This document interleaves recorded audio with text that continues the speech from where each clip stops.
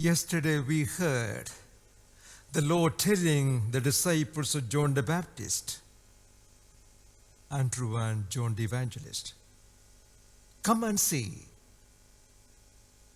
But today you find Philip telling Nathanael, come and see.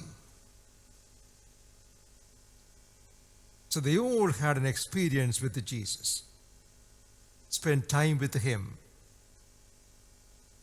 A kind of experience.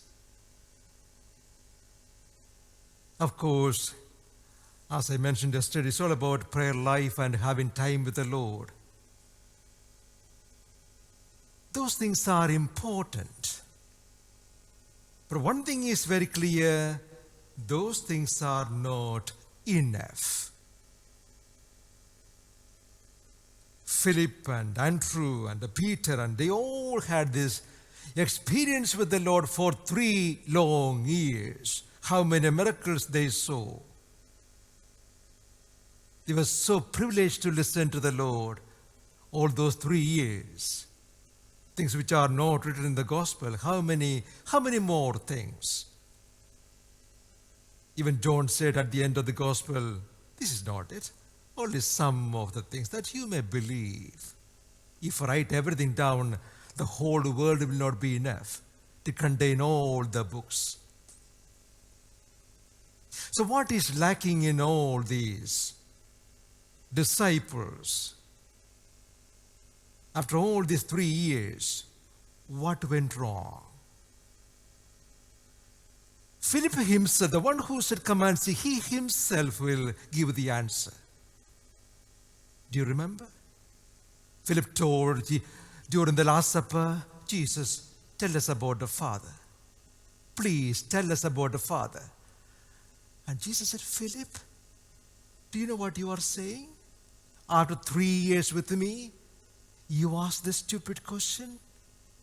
You have seen me for 3 years. Even after 3 years, after all the miracles you have seen, you still say you want to see the Father? Oh, Philip. Oh, Philip. 3 years, you still ask that question. You have seen everything and still you ask that question. That is Lord's words to each one of us. The difference is, compared to all these disciples, is we have no excuse. Philip and Andrew and Peter and John, those disciples, we can't condemn them because they hadn't seen the end of the story. They hadn't seen the risen Jesus.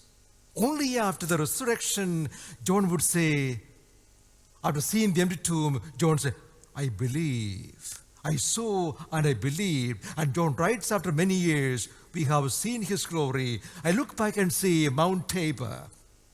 I look back and see the empty tomb.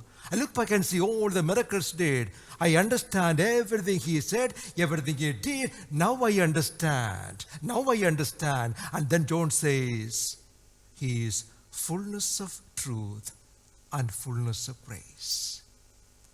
The lesson for us is, prayer life is not enough. Sitting under the fig tree is not enough.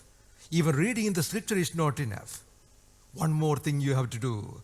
Always contemplate the full picture. As John did in the whole gospel. John's gospel, as I have said many times, is a reflective gospel. Looking back to everything, he looks back and then he writes. In the same way, unless we look back, we keep on looking back and see the full picture.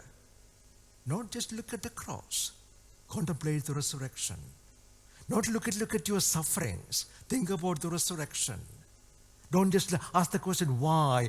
Ask the question also, why not? Why not? My suffering, why not? My pain, why not? The cross, why not? Because I believe in the empty tomb. So ask the question, why not? And then you find, oh, I have seen the full picture. Oh, life is very hard, but I have seen the full picture, the cross and the resurrection and the fullness of truth and the fullness of grace.